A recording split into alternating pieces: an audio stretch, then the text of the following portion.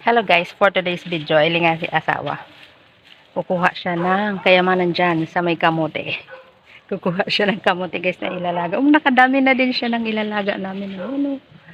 Kita yan. Ano? Madami na din. Sabi ba, tulungan ko daw siya. Maghanap ako ng magkaykay din ng kamote. O sabi ko, ikaw na lang, di ako marunong. Yan. Hanap-hanap siya, oh. Then, may pang snack na kami, nakalibre na, oh, diba? Yan kagandahan, guys, pag may tanim. Libre sa snack, libre sa gulay, oh, diba? Basta masipag lang. Masipag kasi si asawa. Yan, diba? Oh, yun, oh.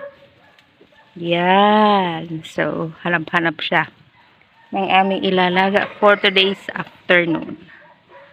So, inaano kasi ng ng manok, tingnan mo. Ito na yun, oh.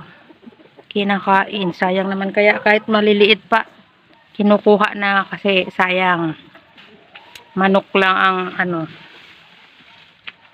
ikinabang nung laman nung kamote. Kaya kinuha na namin kahit maliit pa. So, pawis na si asawa, oh. Mainit kaya. It's already pa lang guys, 2 o'clock. So, yan.